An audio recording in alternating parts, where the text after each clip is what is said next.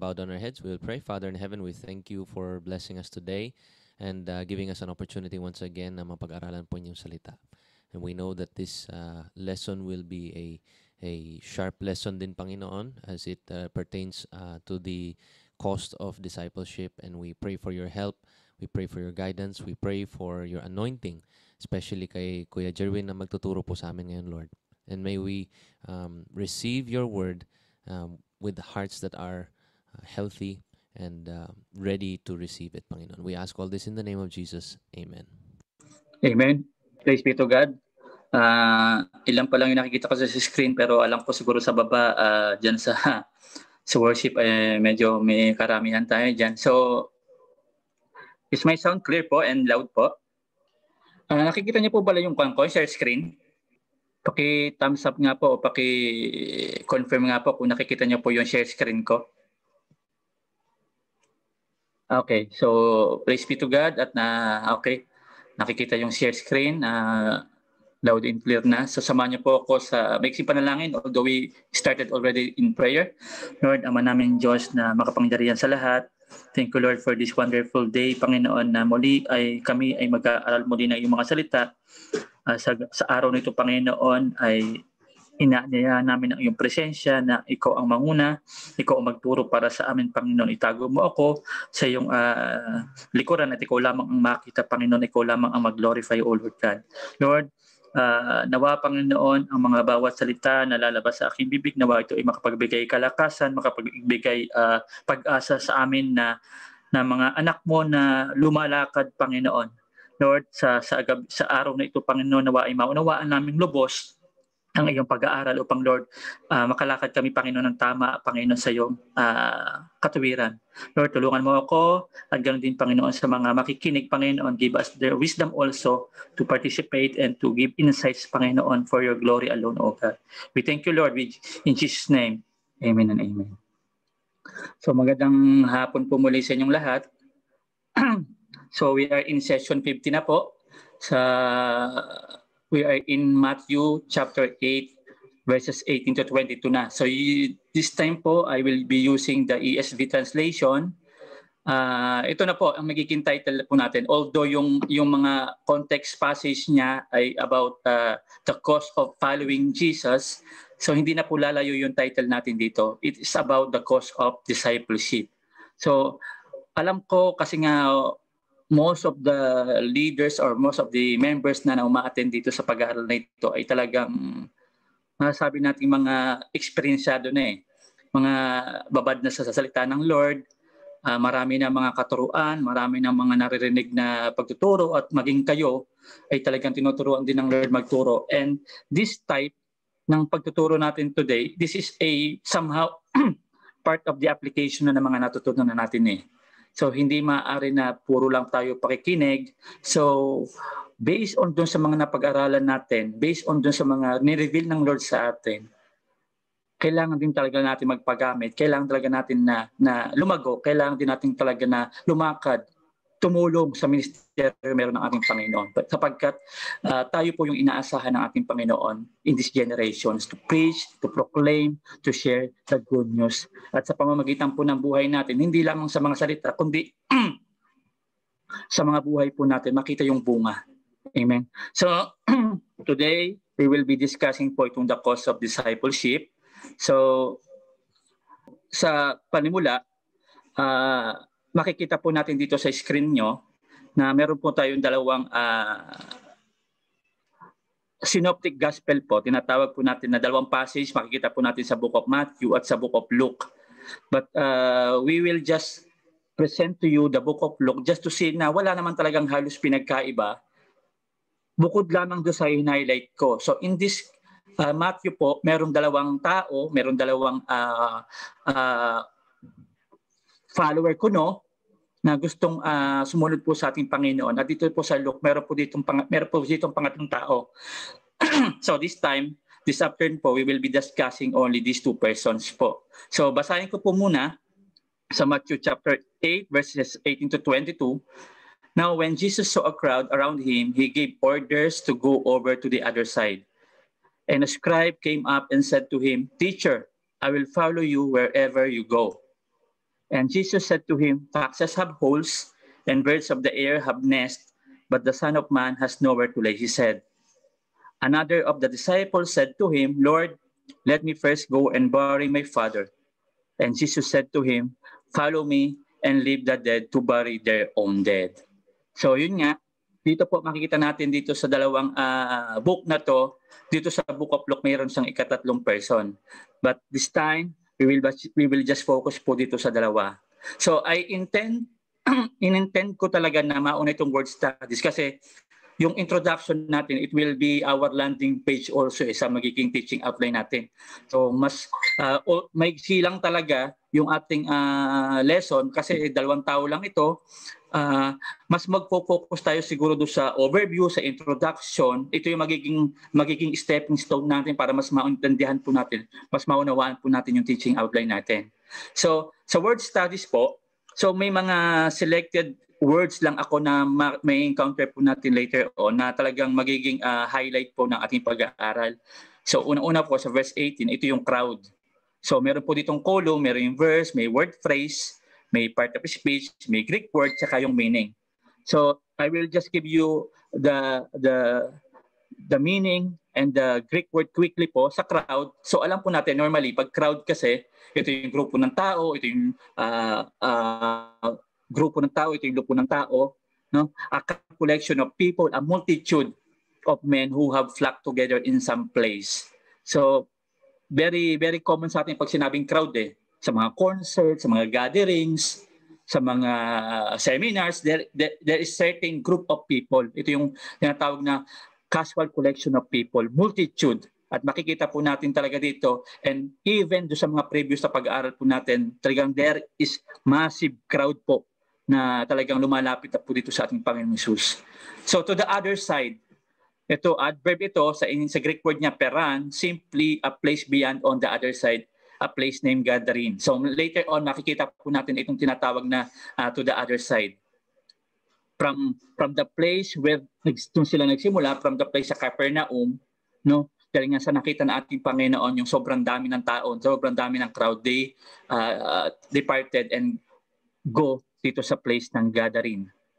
Scribe, napaka-prominent po ng mga taong ito. Napaka-common po nito, especially sa book of, sa gospel books, no? Sa 4 synoptic gospels po, talagang may encounter po ito natin. Almost every chapter po talaga ay makikita natin itong buhay ng mga scribe. So they are learned men in the Mosaic Law and in the sacred writings, sacred writings, an interpreter, a teacher. So hindi sila basta-basta. Ito ay talagang isa sa mga tinitingala po doon sa Israel that time.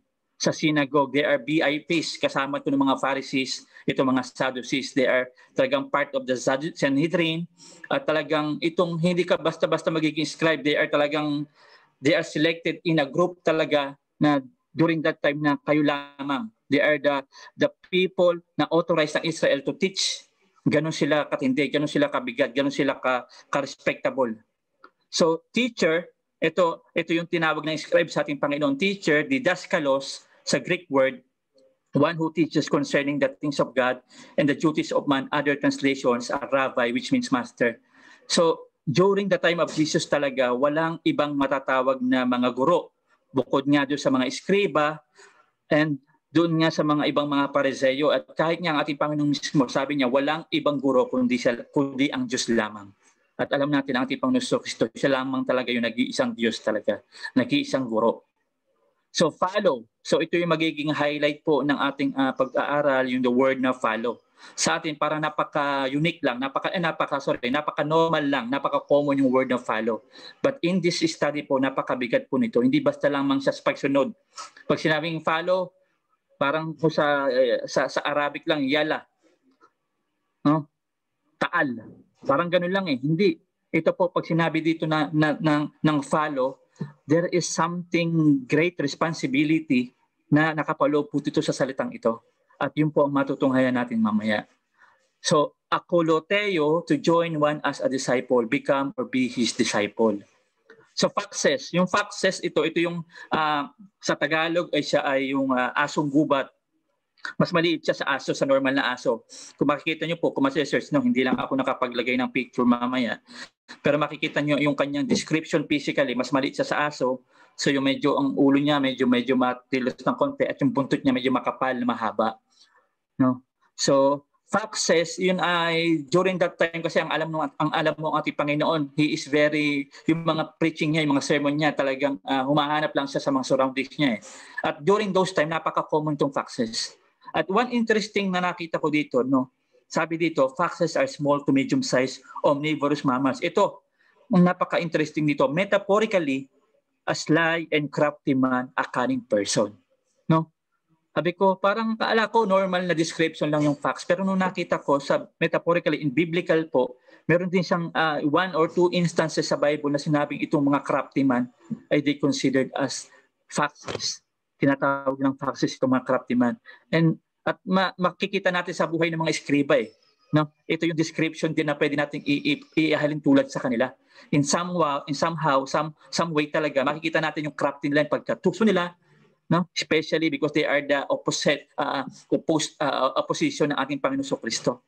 So bird, this is very common. Alam natin to, flying or winged animals. Son of man. Ito,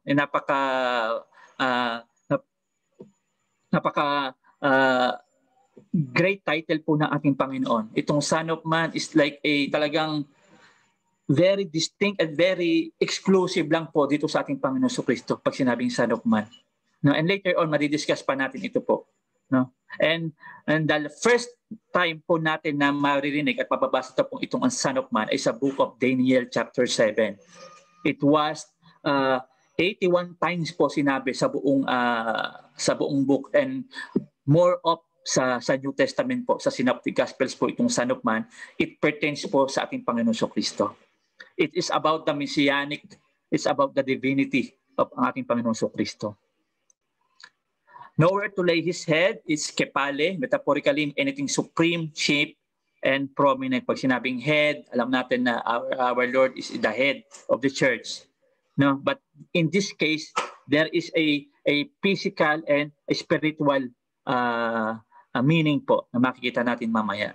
So disciple, so pag sinabi natin disciple, hindi lang ito about sa mga 12 disciples, hindi lamang po doon sa mga inner circle ng ating Panginoon. And later on, we will discover po, it's just a normal pupil, a normal student, a normal learner po. And Lord, this is a title of honor, expressive of respect and reverence. This title is given to God, the Messiah. No? So meron tayong makikita na Lord na malaking L, meron Lord na maliit na L. So yung mga malaking L, it's about tumpo sa ating Panginoon. It pertains to Him, to Himself lamang po. So dito po tayo mag-focus mainly sa ating introduction and going to the teaching outline po. So hopefully by God's grace po ay maunawaan po nating lubusan, and as we breakout session po mamaya ay magkaroon po talaga tayo ng honest po na pagsagot sa ating Panginoon. So where are we po? Nasaan na po tayo? So during this time po, alam po natin na ang ating Panginoon na they just finished the healing ministry. Sabi nga sa ibang mga commentaries na almost one day lang matapos po yun eh. Yung from sa kung pagpasok niya sa Capernaum, nung pinagaling niya itong servant centurion, itong leper, at itong mother-in-law ni Peter. So, kung titingnan niyo po yung mapa, yung Capernaum po, ang description dito is a city on the northwestern shore of the Sea of Galilee. So, makikita niyo ang mouse ko. So, ito makikita niyo yung elevation ng lupa or ng bundok. So, yung pinaka-lightest, ito yung pinaka-highest. So, it could be here po dito sa area kasi ito yung Galilee. Ito yung Galilee kung saan sila nagmula, at makikita po natin doon sa verse 1 pa lang na he entered the place of Capernaum. So from here maybe, and then it will come here. Yung itong northwest. So dito po banda itong sinasabi na Capernaum. So Jesus made his hometown as his center of public ministry. So ito yung naging tahanan po ng ating Panginoon. Ito na yung talagang yung mga ministry niya. Dito po natin matutunghayan. Dito po sa buong Galilee, buong Capernaum po. Amen. And babalikan po natin yung mapa mamaya when we find yung verse 18 po. So yung context po natin, malalaman natin yung story. First and foremost, no, itong message ng ating Panginoon, this is not to discourage everyone. Kasi kung makikita po at bababasa po natin later on yung mensahe ng ating Panginoon, yung sinabi niya, parang ikaw mismo na follower of Lord, bakit parang napaka-harsh yata ng ating Panginoon sa mga taong gustong sumunod. Pero behind that, makikita po natin na talagang ito lang yung real talk, kumbaga. Ito yung reality na mangyayari at kakaharapin ng mga tao na kusa na gustong lumapit sa ating Panginoon. To be called you are a follower of Christ, hindi lang po basta-basta. At dito po, meron talagang real talk ang ating Panginoon sa bawat isa. So this study is to encourage talaga na bago tayo pumasok sa ministeryo ng ating Panginoon, we have to be aware. Kasi baka masurprise tayo later on na, hindi naman ito yung ina-expect kong buhay. Hindi naman ito yung inaasahan ko. Kasi nakikita ko, pag Kristiyano ka, masaya, walang problema, you are blessed, no? Lahat ng mga privileges, provisions, may magandang trabaho, may magandang buhay, wala kang kinakarap na problema, you have peace of mind. So, baka yun yung mga expectation ng mga followers ng ating Panginoon, particularly po dito sa dalawang tao na pagnanais po na mag-join sa ministry nating Panginoon. So this study will identify each individual if we are really a legit follower of Christ. At yun po ang nakakatakot na ma-discover later on. Kung ikaw ba or ako ay tunay po talaga na follower of Christ. Hindi may tuturing na follower of Christ if you are 50% lang na nag-uobey sa ating Panginoon. Hindi pwede na 70% lang na ikaw ay follower at 30% ay hindi. At makikita po natin yan sa buhay natin for the past weeks, for the past days. Sa one day na lang, kung gaano ba yung oras na nilalaan mo para sa ating Panginoon sa kanyang salita, and the rest of your day, the rest of your week, saan ba mas mo ginugugol? No? So we will dig it deeper later on po. So ito yung pinaka-highlight ng question. No? Yung pinaka-highlight ng question po, why people continually reject and refuse to acknowledge the Lordship of Jesus Christ. So we are very aware po na sa Biblia talaga kung mababasa at mababasa mo po talaga, very evident po yung katangian natin Panginoon na isa lang po talaga yung Diyos. No? Yung mga descriptions niya, yung mga evidence, ang credentials niya, talaga may tuturing mo na siya yung talagang Diyos, siya yung Messiah. And why meron pa rin pong taong mga nag-refuse at mga nag-reject? So during the time of ating Panginoong Kristo sa Israel, marami po nag-reject. Even these days po, meron pa rin.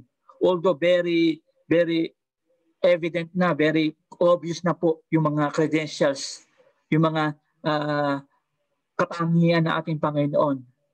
Meron pa rin po na hindi kumikilala at hindi nag-acknowledge sa ating Panginoon. So the evidences and credentials of His deity, yung divinity niya, yung God niya, without any contradiction, makikita po natin, obviously these are true. Makikita po natin. So imagine na lang yun sa thousands of verses, how many thousands of verses in the Bible? Around 3,000 verses in the Bible. And each verse po, makikita po natin yung attribute ng ating Panginoon. And for each verse lang, hindi lang isa, dalawa o tatlong attributes.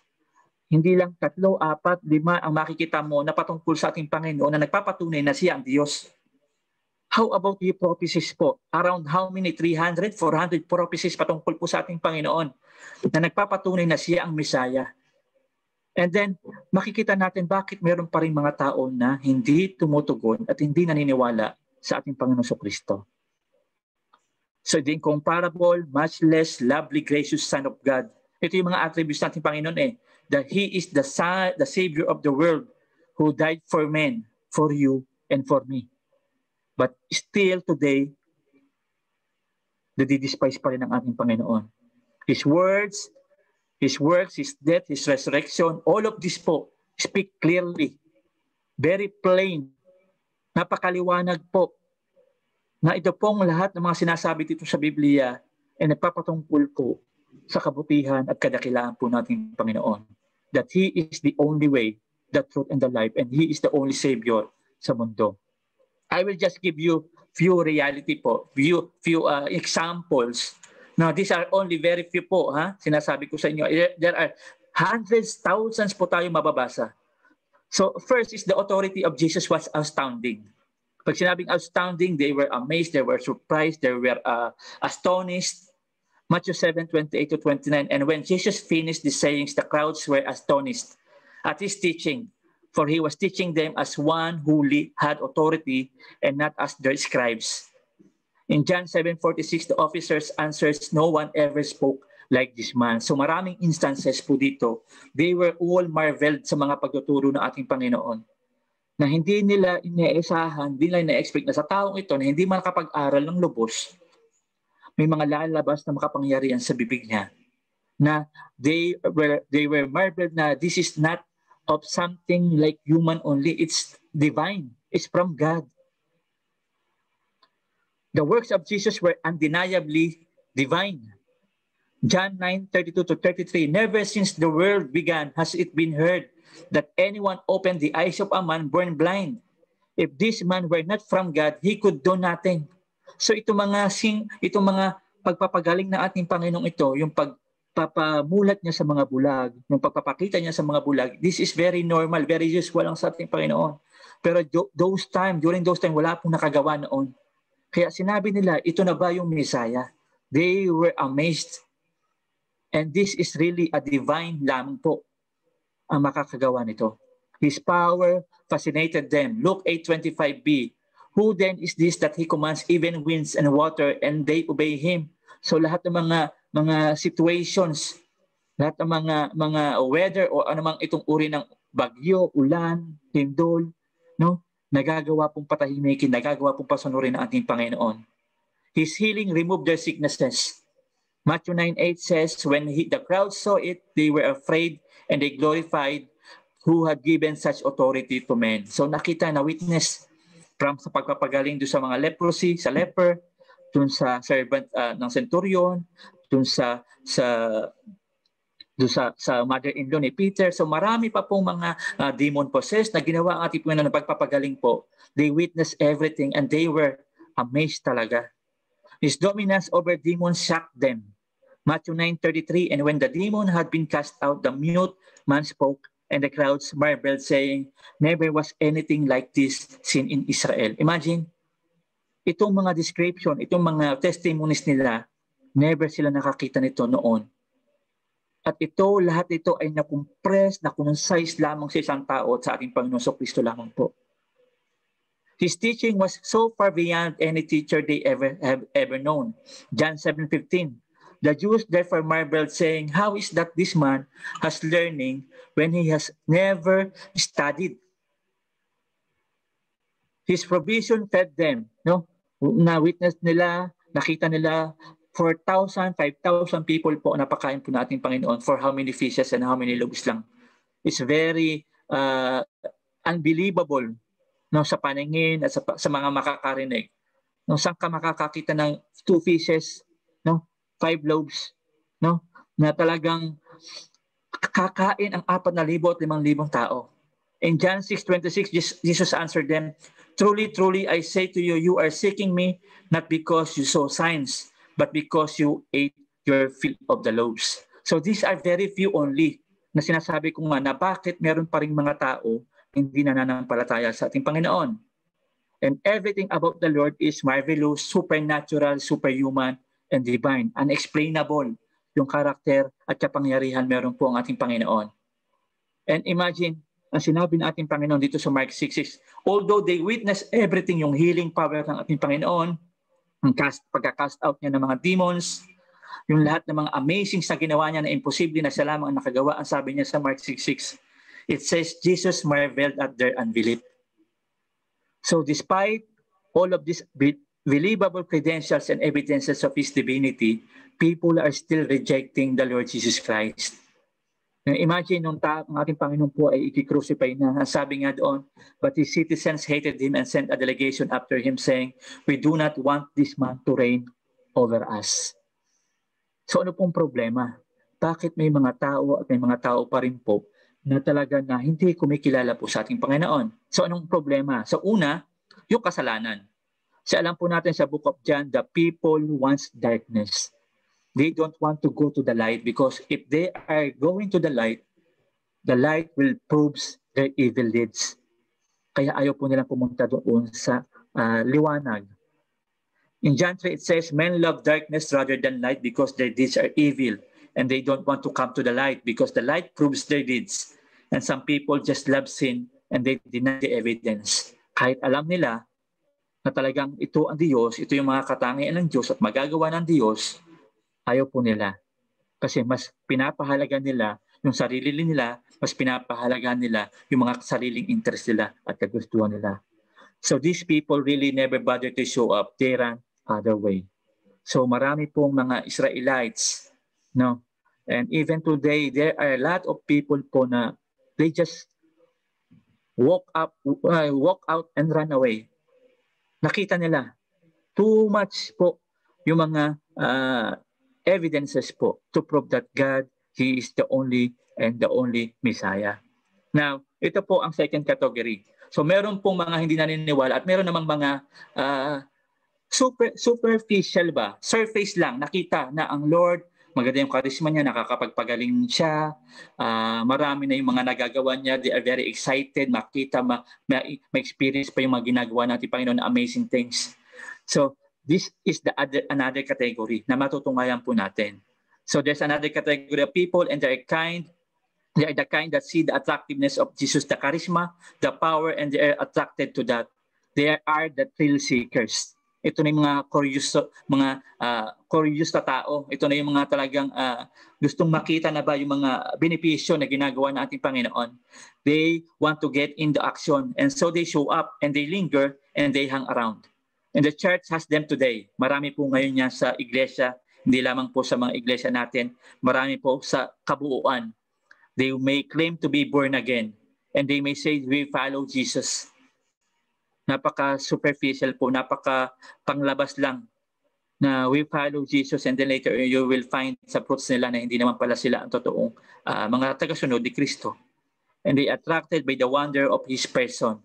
But they are just as lost as the ones who turn and run from the light, and we're going to meet two of them in this passage.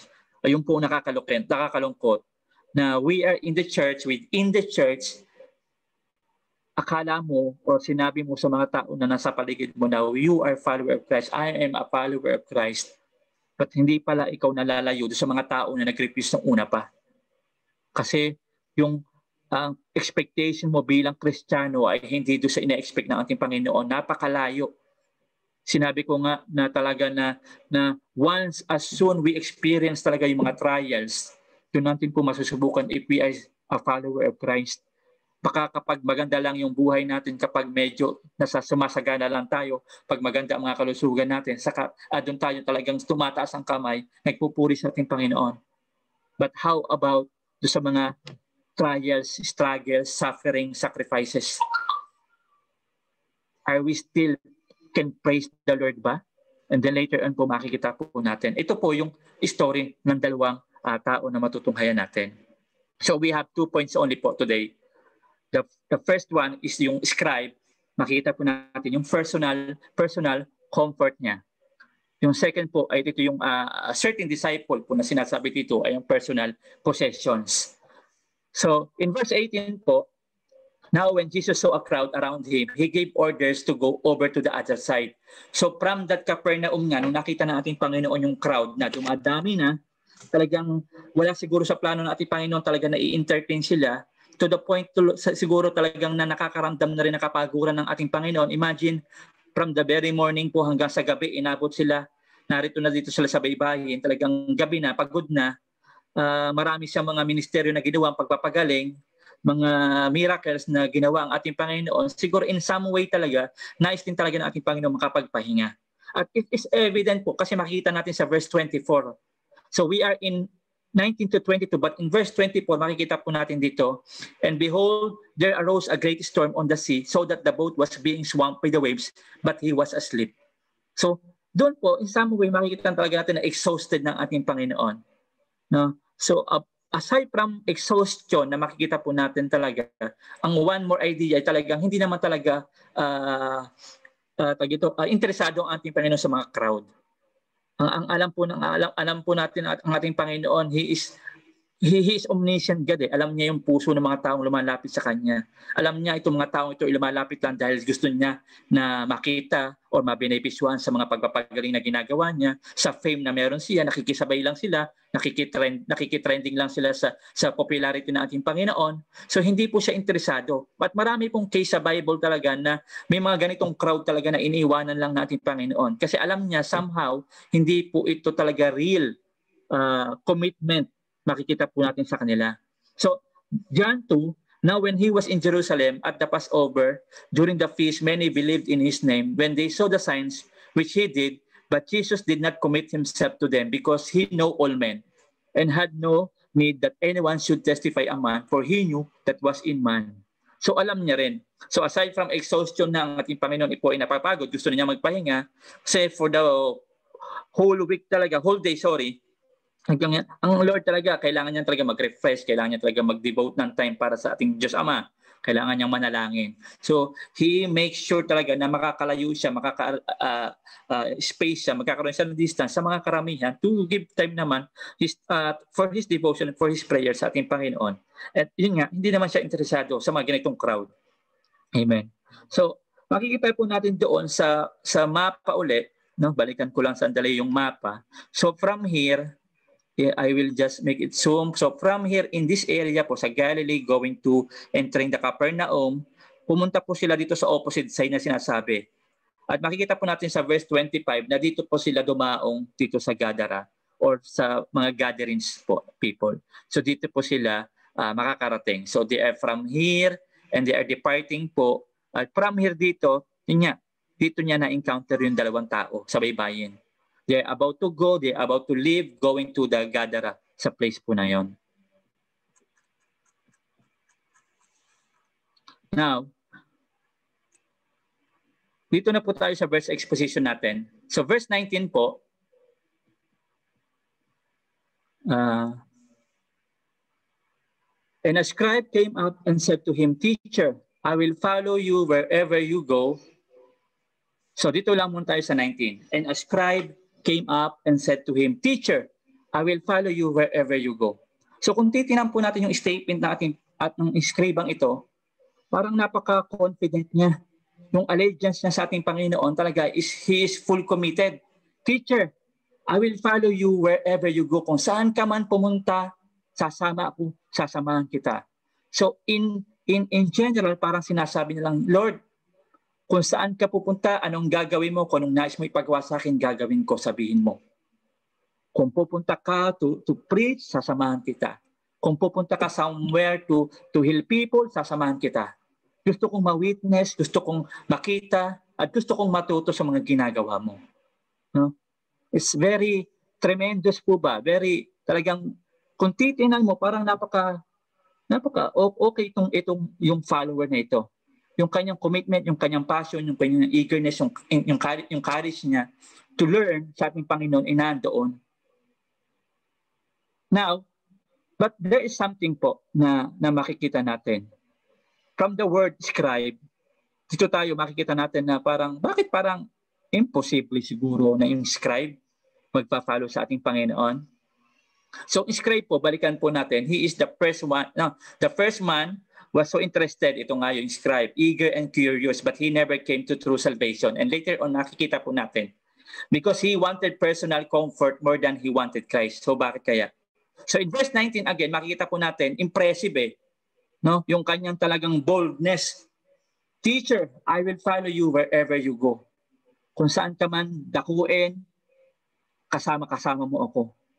Kumbaga, kung sa mga kanta ba, kung tatawid ka ng dagat, tatawid din ako. Kung aakit ka ng bundok, aakit din ako. Wherever you go, susunod ako at nandun ako. Imagine yung kanyang full allegiance, yung full commitment niya sa ating Panginoon. So, hindi po natin makakalimutan na itong scriba, they were the authorities in the law. They were qualified by Jewish authority to teach. They were highly educated. They were loyal to the system. They were supposed to be the teachers and not the followers. Yung pang interesting. Makikita natin sa response ng ating Panginoon. Kasi in surface, kung ikaw ang titingnan mo, kung yung sinabi nitong eskriba, napaka sa atin impressive positive Pero makikita natin the way our Lord responded to dito sa statement ng eskriba. So itong eskriba, they were generally hostile to Christ.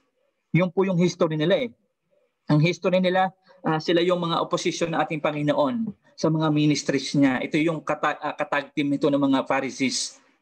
Ito yung mga nagpe-persecute. Ito yung mga pumupuna sa mga ginagawa ng ating Panginoon. And it's not, kumbaga, hindi na siya imposible kung bakit ganun ang response sa ating Panginoon. Sa history niya, sa buhay nila, in general talaga something, there is a problem po dito sa eskriba. So they were generally hostile to Christ. They generally joined the Pharisees to oppose Jesus. No? Kung titingnan nga natin sa pagkakataong ito, hindi natin alam yung motive niya Pero later on, sa response po ng ating Panginoon, the way He responded po, and alam natin, God who is omniscient, nababasa niya ang mind ng tao, nababasa niya ang puso ng tao. No? Makikita po natin bakit ganito yung response ng ating Panginoon. And He say, Master.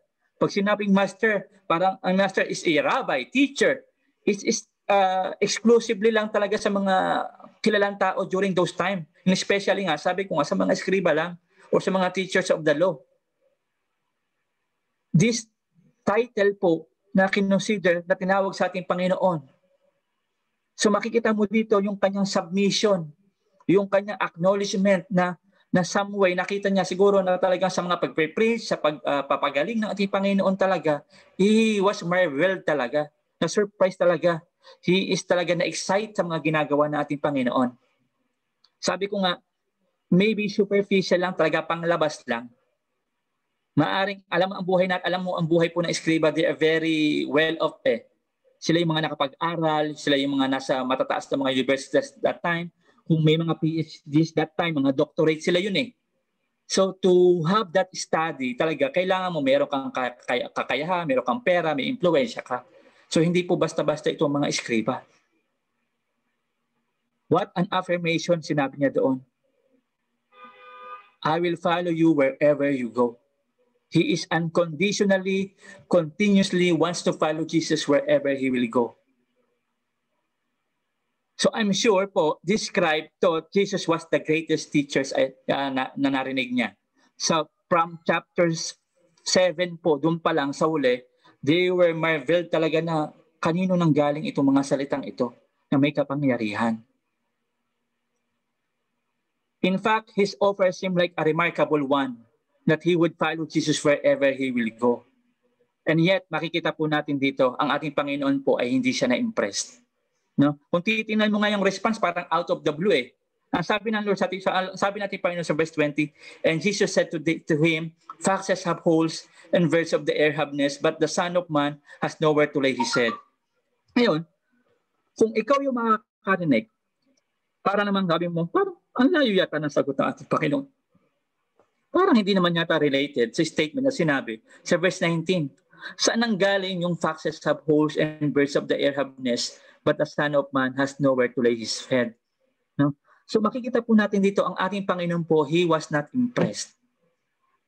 In fact, what He said to the scribes seemed designed to discourage him from going to any further with Him.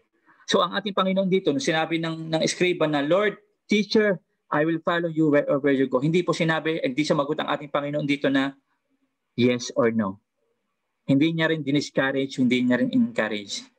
Sinagot niya, ang sinagot ng ating Panginoon itong eskriba, the way itong sinabi niya. It is a reality check na hindi po basta-basta ganoon ang pagsunod sa ating Panginoon. And then we will dig it deeper po kung ano talagang totoong meaning na sinabi ng ating Panginoon. So, listen to what He said to him. What a strange statement. No? Foxes have holes and birds of the air have nests, but the Son of Man has nowhere to lay His head. So, kung titingnan po natin, during those time, napaka-common itong mga foxes. Sila may mga lungga, may mga tirahan. Itong mga ibon, napaka-common yan na meron silang mga pugad. Ang sabi lang ng ating Panginoon, this is just a proverbial saying. Pag sinabing proverbial saying, there is a deep or greater meaning behind of that. Para na rin siyang sinasabi mo na hyperbole or sa mataas na uri ba ng pananalita na hindi mo basta-basta ma-aarok or mai-imagine o mai-visualize. Ang sabi natin, Panginoon, the basic comforts of life that even wild animals have, Jesus don't have. Parang sinabi natin, Panginoon, yung simpleng mga uri ng hayop na ito, yung mga wild animals ito, yung mga asong gubat, ito mga ibon, may mga pugod sila, meron sila mga tahanan, mga titirahan. Ako mismo, wala ako noon. Ngayon, kung malaman mo na ako'y homeless, do you think kaya mo pa rin bang sumunod? Ang sinasabi po natin, Panginoon, He is not just saying na He is penniless. Hindi sinabi ng Lord na wala rito siyang pera, wala siyang kakayahan. Ang sinasabi natin, Panginoon, He is homeless kasi yung kanyang ministry, He is going one place to one place. Wala po siya talaga na time talaga na makapagpahinga. And I don't think na may nakita ako or may nakita kayo talaga sa Bible na meron siyang tahanan at tinirahan na mag-stay na nag-entertain ng ibang tao. Makikita niyo po yung ministry natin, Panginoon. He is walking every day in one place, into one place. Pagkatapos sa lugar nito, lilipat dito sa lugar na ito. And then, kaya kung matutunghayan niyo pong ating Panginoon, marami tayong mga instances nakikita sa Biblia, He is always staying in the Mount of Olives.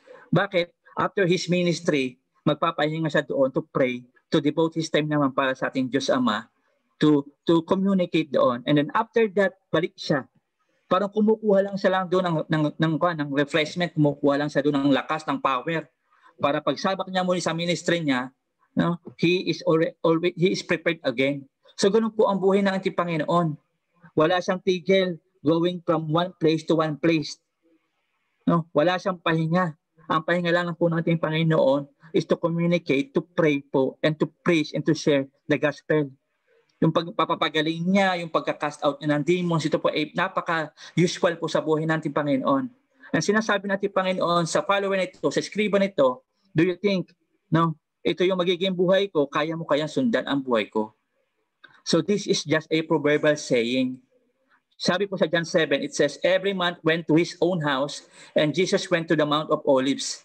He doesn't have a house, and he spent the night lying on the ground in prayer with the Father. In Luke chapter 8, it lists for us the dear ladies.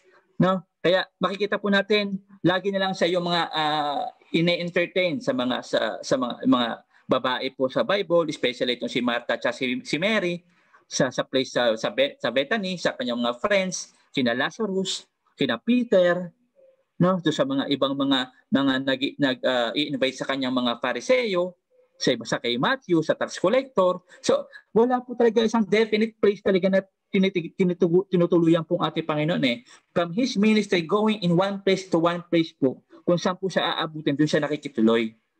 So, yun po ang ministry na ating Panginoon. And ito, parang sinasabi dito sa Escriba, ito yung ministeryo ko. Ito yung buhay ko. Ngayon pa lang, maging aware ka na hindi magiging maganda ang buhay mo. This is not to discourage the describe. No? Hindi to discourage. Pero ang gusto lang natin, Panginoon, ito yung reality. Baka kasi iba yung expectation mo. At ganoon din tayo mga followers of Christ. Baka we are in the church, no? Kaya minsan ito is pagtuturo din sa mga leaders sa mga taong gustong mag-commit sa mga ministry.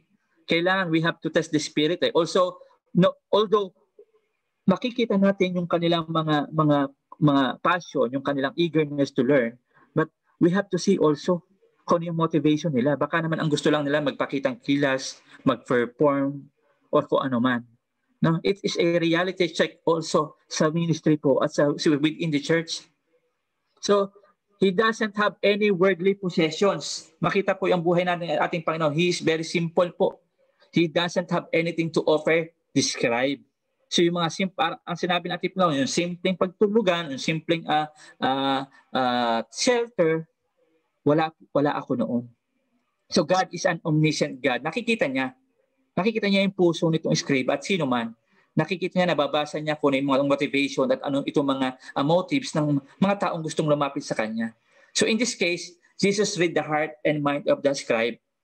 He knew his personal motive, and that is to add him in his comfortable and rich lifestyle. Kasi napaka well-off na itong mga scribe eh. Nasa sa kanila na lahat eh.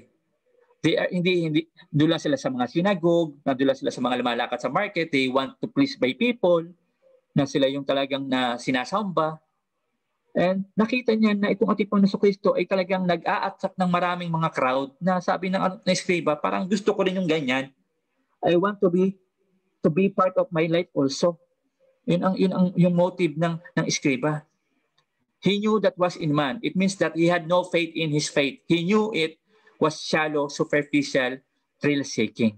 So yun po ang nakita ng ating Panginoon. So mayroon nga po na illustration pa ang ating Panginoon patungkol dito. Just for us to understand more. Dito po sa Matthew 13. So there's some seed, you throw it and it gathers a little root and it springs up. And as soon as the sun comes out, it burns and dies. So ito yung sa parable of the seed or parable of the sower po. So makikita natin doon, there are those people, you know, who want to jump on that trend and they look like they're alive for Christ. And as soon as the persecution starts, as soon as it's the basic commodities of life, then you want to run out. So pag magaganda pa ang mga nangyayari sa buhay mo, kung ikaw ay talagang kung sa tingin mo ikaw ay talagang nakakasagana pa, ikaw ay talaga nakaka-attract ng people, they were blessed din sa buhay mo, in some way, deep inside, meron kang ibang motive. Or maaari, may motibo ka talaga na to follow God, pero iba yung expectation mo. Akala mo for good lang and for the benefit of you lang. Sun scorches it and it dies. So describes, so Jesus and he was attracted.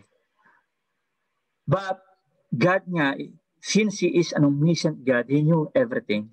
He knew it will not last long as soon He experienced trials and discomforts in life. Kasi makikita po natin, after the verse 20, no, hindi na po natin nakita muli ang eskribang ito, nawala na siya sa eksena. At on that understanding, makikita po natin na hindi niya kakayanin or maaring hindi pa siya ready to commit fully sa ministeryo o sa ating Panginoon po. So, the scribe never understood the basic principle of discipleship, and that is the self-denial, that is sacrifice, and that is suffering. So, maraming mawawala dito sa escriba. Yung fame niya, yung wealth niya, no? Kasi pag sinabi mo talaga sa ating Panginoon na to follow Jesus Christ talaga, you have to set aside itong mga bagay na ito. No? Hindi sinabi ng ating Panginoon na iwanan mo ito, pero ang gusto ng ating Panginoon, He will be the top priority. No? Pag nasa ministeryo ka ng ating Panginoon, hindi pwede na talaga na mauubos ang oras mo sa mga ibang bagay, especially sa mga worldly things. You have to treasure your mga bagay mo na talagang magagamit mo para sa kaliguran ng ating Panginoon. And that verse, the scribe was gone. No? Nang sinabi ng ating Panginoon, talagang he nailed it. So to follow Jesus is also to tread the hardest path on earth you could ever take. So ito po ang magiging disipulo ng ating Panginoon. Sinabi ng ating Panginoon dito, if you want to follow me, this is just like this is not like a bed of process. Kailangan mong salungatin yung mga agos sa world. Kung yung mga kaibigan mo, yung mga katrabaho mo, yung mga pamilya mo ay lumalakad ayon sa mundo, kailangan mong salungatin yun. Kung ikaw ay sa direksyon na papunta rito at ang gusto ko ay papunta doon, dapat doon ka. Kung anong gusto meron ka mga dreams, may mga personal desires ka, pero hindi yun ang gusto ng Lord at merong gusto ang Lord na pinapagawa para sa iyo, dapat doon ka. So lahat ng bagay ay dapat naka-align sa purpose at will ng ating Panginoon. He will lead you to places that you don't want to go. No, kung gusto ng ating Panginoon na mag-preach ka doon, kung gusto ng ating Panginoon na mag-share ka doon, dapat pupunta ka doon. He will show you the truth about yourself and will call you to deal with some very ugly things in your life. He will demand more of you along the way than you all believe that you could possibly give. He will call you to stand with Him alone against the tide of this world. So you will stand firm sa ating Panginoon. Hindi, ang sabi ng Lord, if they will persecute me, expect that they will persecute you also. Kung hihiyain nila ako, expect na mahihiya ka rin nila. Hihiyain ka rin nila. So ito po yung mga nakapaloob sa word na follow. And he will not tolerate you being a merely part-timer or partial follower. To follow Jesus is either a total whole life commitment or as far as is concerned, is not commitment to follow at all. So meron kang choices, dalawa lang. Susunod ka o hindi. Hindi pwede kang susunod ngayon, bukas hindi. So ang sabi natin, Panginoon, during the scenario ng ating Panginoon, are you ready na ba? Committed ka na ba? Okay, ito yung gagawin mo, ito yung kakaharapin mo. Now, do you think, kaya mo ba? Ready ka na ba? And that day, that hour, makikita po natin na itong Eskriba, he is not ready enough that day. And for us leaders, we should not sugarcoat the message. Ang ating Panginoon dito, hindi siya harsh. Sinabi lang niya talaga yung katotohanan. And for us leaders, dapat din po yung matutunan natin. Hindi dapat natin na talagang isusugarcoat yung mga message natin para lamang itong mga tao na nakikinig sa atin maging comfortable. Sometimes we want to make it so everybody can get in easy as possible. But Jesus is saying here the reality and the truth they have to face. So ang Lord, binibigyan agad tayo ng warning ahead. So the Son of Man first appears in Daniel 7. 81 times nga sinabi ko po kanina, sinabi dito na nabanggit itong word, the Son of Man. And it pertains sa messianic characteristic po ng ating Panginoon Kristo. Think of what Jesus was telling the man. Even the humble creatures of nature have a place to lay their head at night. But Jesus, who designated himself to describe as something far higher than any earthly creature, that is the Son of Man. Parang sinasabi niya na he is the Son of God who is the creator of everything, that everything was created for him and by him. Yung mga basic comforts na meron ang mga wild animals, even itong mga foxes and birds, wala ako noon. And I believe that his having to describe, this was particularly designed to bring him to crisis point in his following. I even believe that Jesus chose that name, Son of Man, for that particular reason. No? So it was used by the Lord Jesus Christ to see na hindi na basihan na you are well off. No, imagine God, He is the Son of Man, He is the Son of God, pero itong mga bagay na ito na basic commodities, basic comforts, no, we have to accept na hindi ito imalaga para sa pagsunod sa ating Panginoon. So Lord is saying that He doesn't have the basic comforts of life, and if you're going to follow me, you're going to have to be willing to give that up. To give that up. And doon nakita po natin na hindi po kaya nitong Eskriba na ibigay ang lahat. So being a follower of Christ is like sheep going in the midst of the wolves. No? Kaya mo ba? Ikaw bilang mga disipulo ng ating Panginoong Kristo ngayon. And during that time, sinabi ng ating Panginoon, I will make you are like sheep na isusugod ko in the midst of wolves. So ibig sabihin, there are danger, there are risk na maaaring kaharapin mo for my name's sake. Hindi lamang physically, especially and importantly, spiritually. So marami diyang ang pamilya mo, itong mga trabaho mo, itong mga desires mo, itong mga dreams mo, ay talagang maseset aside if you will follow me. Kasi once nag-follow ka sa akin, talaga you have to commit your full time, you have to commit your priorities sa akin lamang. So, parang sabi natin, Panginoon, para kang tupa na sinugo sa kalagitnaan ng mga asong gubat. And it's not very inviting thing, no? Hindi po yung talaga nakakatuwang invitasyon. But that is the reality ng ating Panginoon Kristo. This is not a discouragement for everyone, but for us to be aware. Dito rin matetest kung talagang you are committed talaga at talagang nananampalataya sa salita ng ating Panginoon. Na you will just hold on sa faith.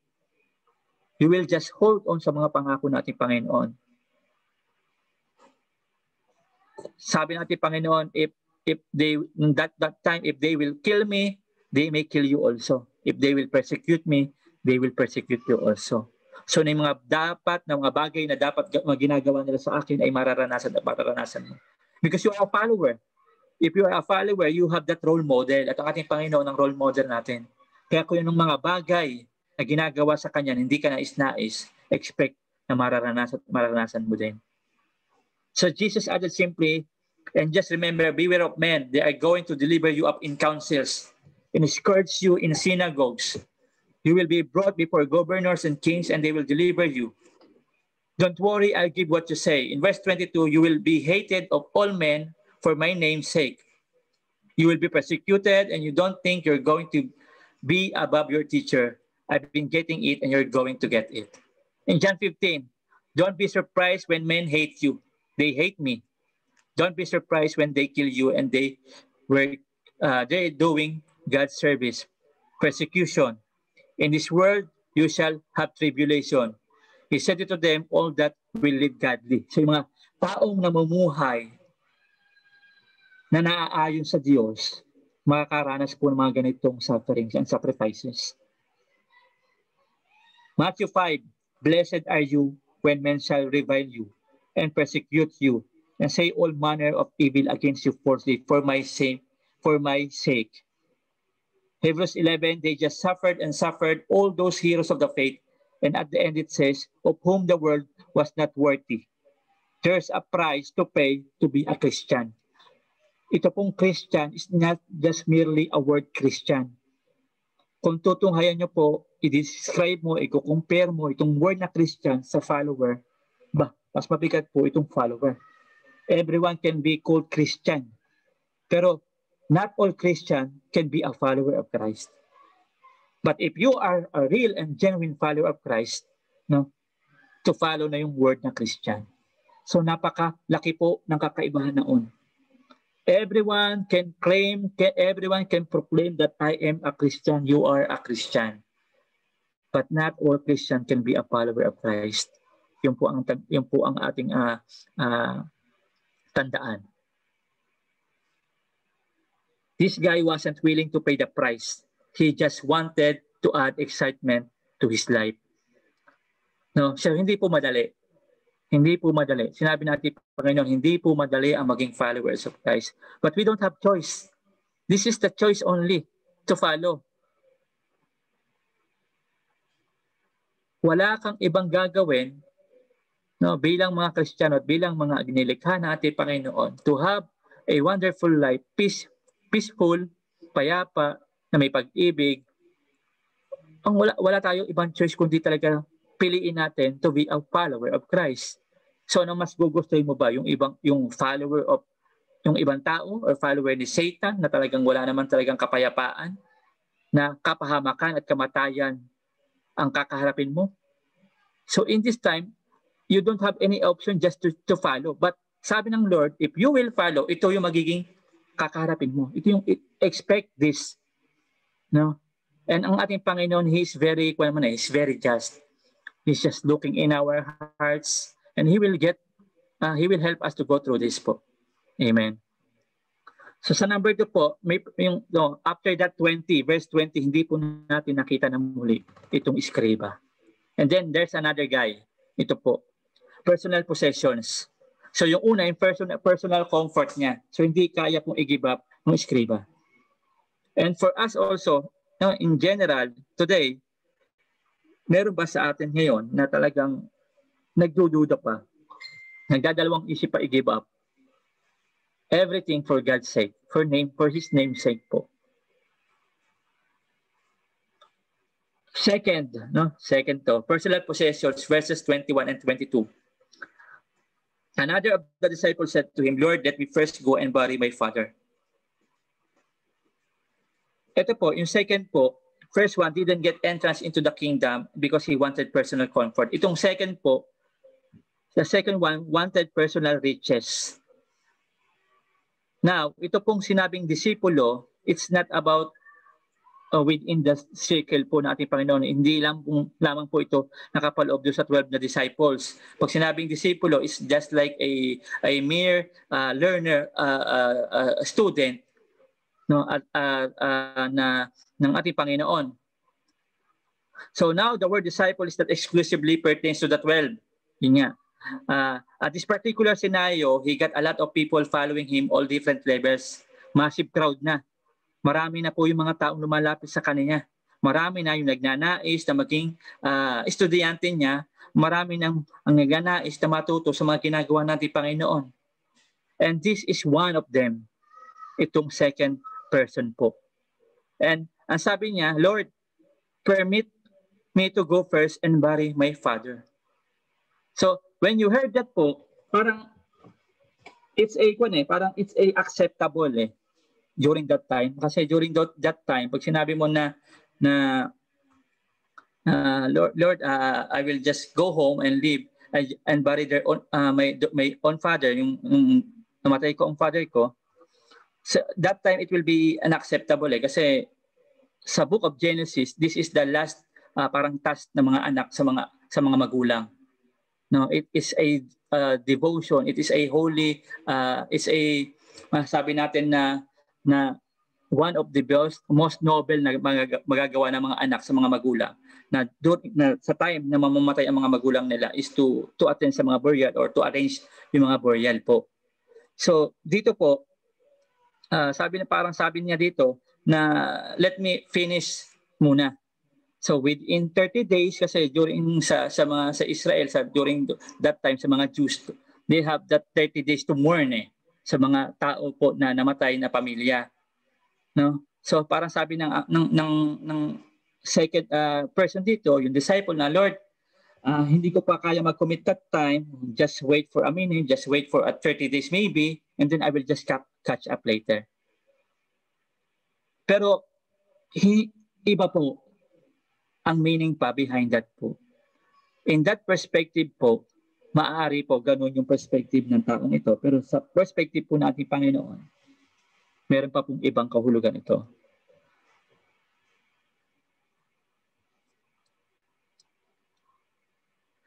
But there's a lot more here than it's the I, because the phrase, I must first go and bury my father, is a colloquial phrase. Hindi lamang po siya literal na ibig sabihin na namatay ang kanyang magulang o namatay ang kanyang tatay at makikipaglibing siya. It's just a colloquial phrase. It's just like a proverbial saying tulad po ng foxes have holes and birds have nests. So ito po ay mga salita lamang na meron pang mga meaning behind that. So during those time po sa mga Middle East po at sa mga contemporary times po natin, meron mga ganitong ginagamit. It's just like parang postponement ba? Na talagang makikita po natin dito, wala siyang pang sapat na lakas ng loob, courage to commit his time and his life fully sa ating Panginoon. I must first go and bury my father who is not even dead. Hindi naman po talaga namatay yung tatay niya. It's just a colloquial phrase po. So parang sinasabi niya dito na I waited for how many years talaga na ito, no? Na kailangan ko pa yung mga responsibility ko, na meron pa ako mga obligasyon sa aking mga magulang, sa aking pamilya, and then just wait for a minute na mamatay sila, na makuha ko yung mga mana, makuha ko yung inheritance, makuha ko yung mga kayamanan ko na dapat ko pang makuha. So, in short, itong second person, he is not interested pa during that time kasi marami pa siyang mga bagay na hindi pa niya kayang i-give up. So, yung kanyang wealth, yung kanyang time, so marami pa siyang nais gawin. Parang sabi ng Escriba, Lord, I will just go around and parang makapagpasaya muna for my flesh, no? Parang just to please myself first muna, na gawin ko pa yung gusto ko pang dapat gawin, yung mga bagay na hindi ko pa nagagawa. And then pagtingin ko, bored na ako, at hindi ko na kaya, at wala na akong magagawa, iba na, wala na akong choice, I will follow maybe. So yun ang mga naiisip nitong second person. So Jesus said to him, follow me and let the dead bury their dead. So now again, that's a sharp statement po sa ating Panginoon. Hindi ito a harsh. No, this is just a reality check po doon sa mga sino man na nagnanais po na lumapit at maging follower po ng ating Panginoon. So sabi niya dito, obviously, talaga naman na hindi naman kayang ilibing ng mga patay ang ibang mga patay. Let the dead bury their dead. Obviously, hindi po talaga mangyayari yon. Imposible po yun. Unless, iba po ang ibig sabihin natin, Panginoon. And that is what the Lord is talking here. Let the dead bury their dead. Ito po yung mga tao na spiritually dead. Ang parang sabi na ating Panginoon na you are designed and you are tasked to do something different for God's kingdom. Hayaan mo itong mga tao na patay ang spiritual na ilibing yung kanilang mga patay. Let the secular things manage the secular things. Na ikaw na tinawag ko, na ikaw na itinalaga ko for my kingdom, meron kang ibang assignment para sa akin. So hayaan mo sila mga spiritually dead. No? Silang mga tao na hindi interesado na sumunod sa akin, hayaan mo sila. So God is giving this person the understanding na you have to set aside itong mga bagay na ito na nagmamatter sa iyo. Kung itong pamilya mo, itong mga wealth mo. So maraming bagay tayo na minsan talaga nag-hinder sa atin to commit fully sa ating Panginoon. So sabi natin, Panginoon, set aside all of these things, make me your priority. No? So, Luke adds in the parallel passage, go and proclaim the kingdom of God. So what he's saying is, look, ano sabi dito, this is a proverbial saying. The first one meant, look, I don't have any personal comforts. This one means, let spiritually dead people bury their dead. Let the secular world take care of its own issues. You have been called to the kingdom of God and you are functioning on the wrong level. No? In other words, let the system take care of itself. So itong mga taong ito na hindi interesado na lumapit sa akin, hayaan mo lang sila. At ikaw na tinawag ko, na ikaw na meron kang special assignment for my kingdom, sumunod ka sa akin.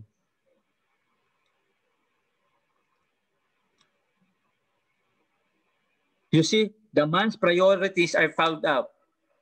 Secular matters belong to the people who are secular. The human system take care of itself. But this young man, no, anong sabi niya dito? Is not there either. He left somewhere between verse 22 and 23, parang tulad nung isa na nawala siya sa verse 20. He disappeared. Bakit? Kasi yung personal possessions niya, hindi pa niya may give up sa ating Panginoon. Sa tingin niya kasi, he waited this for so long, no? Yung kanyang mga pinaghirapan sa buhay, yung kanyang mga mamamana maybe sa kanyang mga magulang at yung mga talagang mga possessions niya ay talagang hindi pa siya ready to give sa ating Panginoon, to set aside these things. There is no commitment at all. No? It reminds us another man in Matthew chapter 19 who came to Jesus and said, na natatandaan niyo po yon, Good Master, what good thing shall I do that I may have eternal life? What will I have to do to attain eternal life? And the Lord says to him, verse 21, if you would be perfect, go and sell what you have and give to the poor, that you should have treasure in heaven, and come and follow me. He said, go sell everything you have and give it to the poor. So sabi natin, Panginoon, sabi nitong isang lalaki, Lord, ano yung dapat kong gawin para maligtas or para makapas sa iyong kaharian? Ang sabi natin, Panginoon, yung mga possessions mo, yung mga kayamanan mo, ibenta mo, ipamahagi mo, and then lumapit ka at sumunod ka sa akin. No? Hindi po daan itong mga kayamanan to give to the others, to be generous to others, for you to save. So hindi po yun ang meaning natin, Panginoon. Kasi kung yun ang magiging interpretation ng bawat isa, sino man ay pwedeng ibigay ang kanyang kayamanan para sa iba kung yung understanding niya is for you to be saved. Hindi. Ang nais ng ating Panginoon, yung mga bagay na naghihinder sa iyo para lumapit, yun ang dapat mong i-give up. So in this case po, ang sabi natin, Panginoon, kung itong mga kayamanan mo nagiging obstacle sa akin, alisin mo ito for you able to walk and follow me.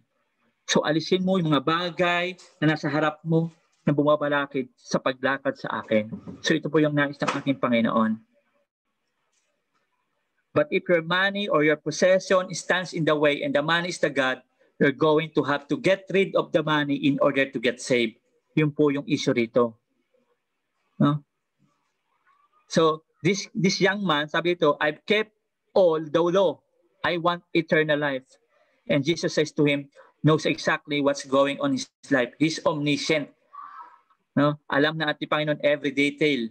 Hindi lamang niya, hindi lamang ako, yung bawat buhay po natin, alam po na ating Panginoon.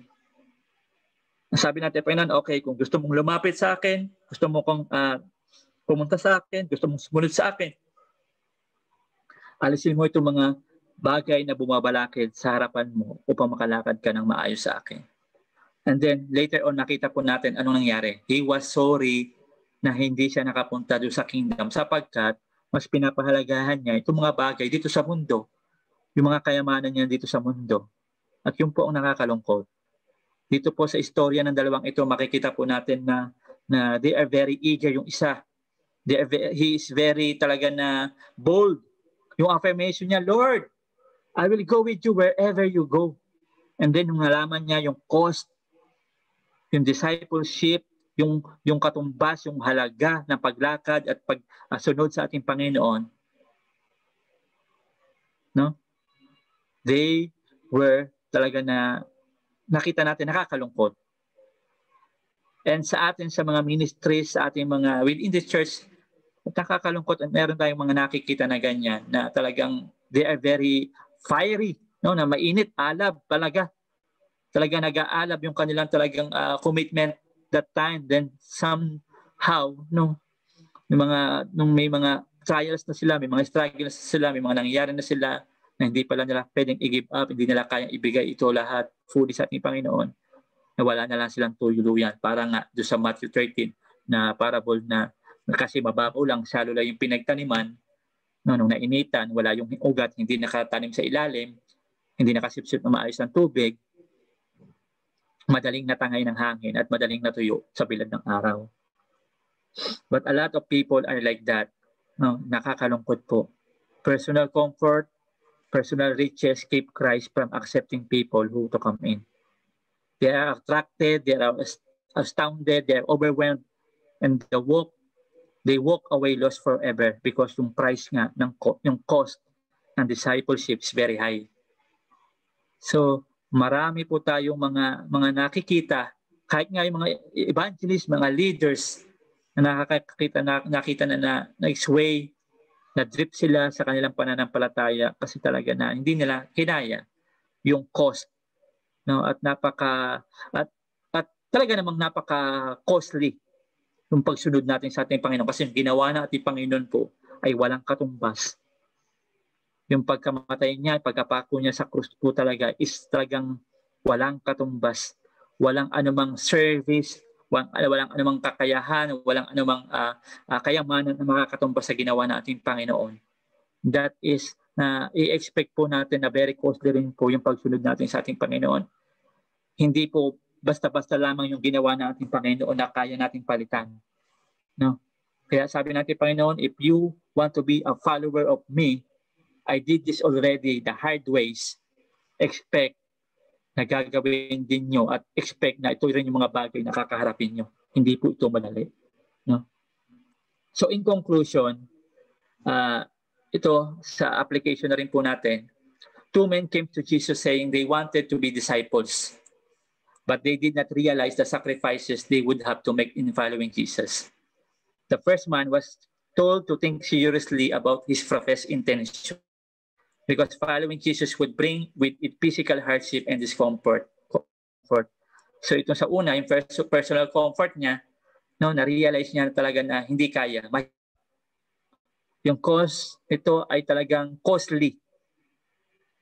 And then the second one was warned that responsibilities towards Jesus must come before ordinary worldly responsibilities. Hindi po pwede na ipagpalit natin yung mga bagay, yung mga possessions worldly sa ating Panginoon. We have to set aside these things. No? Hindi naman sinabi tayo ng Lord na iwanan mo ito alisin mo ito, takbuhan mo ito. Ang gusto lang ng ating Panginoon, He will be His top priority. No? Na itong mga bagay na ito hindi makakasagabal para sa pagsunog at paglakad natin sa ating Panginoon. The spiritually dead whose interests are only in this life can look after the everyday matters of life. The disciples of Jesus have to attend to the more important business of the kingdom of God. At yun po ang yung purpose natin eh. No? To glorify God, to please God, to preach and share the gospel of the Lord. No? If we look back sa mga napag-aralan natin sa Matthew 6, no, don't worry in everything kasi lahat ng mga bagay na yun eh ang Lord naman ang provide eh. He is just giving us this life to survive para magamit natin for His kingdom. Now, it's His control na. If we are using this life for His glory, expect God will give you more lives. No, because you are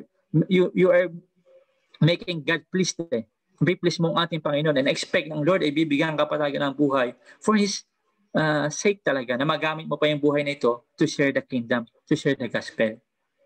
So these two would-be followers, these two disciple prospects showed us different lifestyle. Itong Scriba, ang lifestyle niya talaga napakataas, no, napakasabihin natin above average talaga. He is VIP, no?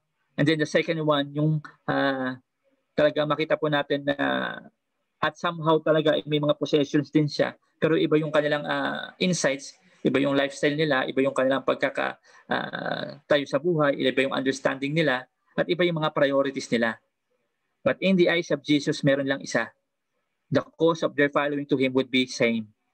So kung mayaman ka man o mahirap ka man, kung may position ka man, may katungkulan ka or wala, you are just a regular member of the church, you are a pastor, you are evangelist, you are a leader, and you are just a simply nasa sitting ministry, isa lamang po ang main goal natin and main general task natin at isa lamang po ang requirement ng ating Panginoon to part of His kingdom, and that is God to be our top priority. We must deny ourselves, we must sacrifice, we must suffer and carry our cross daily. Hindi lamang po once a week, hindi every other day, hindi nga lang sa daily, every second of your day, dala-dala po natin yung mga kaakibat ng pagsunod natin sa ating Panginoon.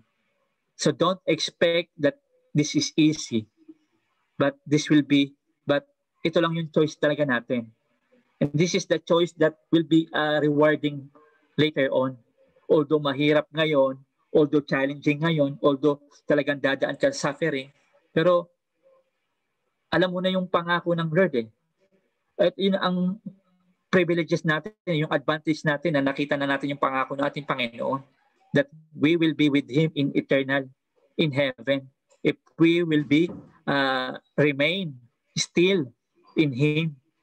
So yun po napakagandang assurance sa atin. Kaya nakakalungkot bakit may mga tao pa nga na bumibitaw eh. Kasi alam na nila na once na bumitaw sila, alam natin sa sarili natin na kung saan tayo pupulutin. Maigi nga kung sa kampungan lang tayo pupulutin eh, hindi eh. Sa pinakamalalim na uri ng kampungan. Ano? Pero kung ikaw naniniwala at nananampalataya talaga sa pangako ng ating Panginoon, kahit gano'ng kahirap yan, no? Kung gaano man pa ang ibigay na pagsubok ng Lord, ng sitwasyon sa iyo, hindi mananatili po tayong nakakapit sa ating Panginoon. Amen. So that's our study today. So kung meron po ewan ko kung meron pa tayong time po for insights po or karagdagan po, Pastor Job, Pastor Stu, kay na Pastora, kay Pastor Fitz. I don't know kung meron pa po tayong mga oras pa, pero if you have, you may give your insights po and karagdagan or baka may mga corrections po kayo or pagtutuwid po. And then, if not, magpo-proceed na po tayo sa the discussion questions po. So, for the meantime, I will just flash this one. So, if somebody is willing to give their insights, go ahead po. It's okay po, Kuya. Actually, we've extended a little bit from the time. So, we will just go directly to last few minutes kung sino po may question. And you're free to ask any question po, mga kapatid. And Kuya Jerwin will be happy to answer po.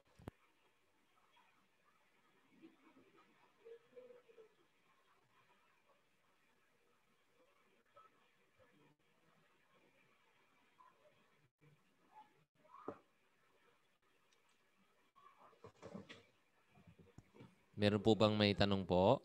Youth Dasma, meron po ba kayong mga tanong dyan? Sisiksikan kayo dyan. Praise God.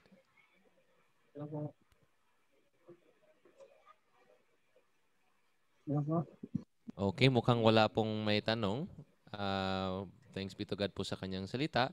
Ito pong discussion questions, kuya, baka pwedeng i-post na lang natin to sa group. Tapos they can have their own devotions na lang po. Sige po, paki-print screen na lang po yung may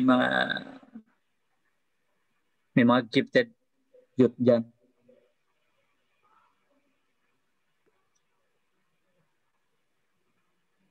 So we have 2 questions lang naman po, and 3 is just like a repentance and prayer po for everybody.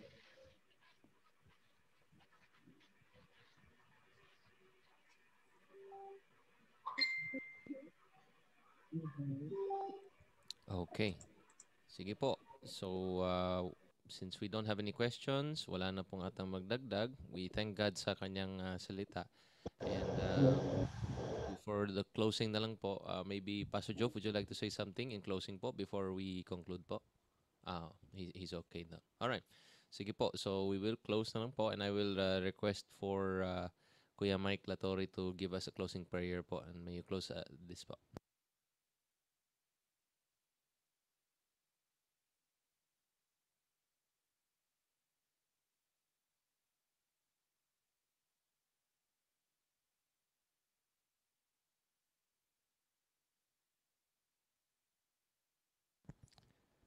Kuya Mike Latorre, pwede po kayo mag-closing prayer, Kuya? Ay, pwede po. Sorry, hindi ko narinig. Okay, sige. Tayo po'y muko at manalangin.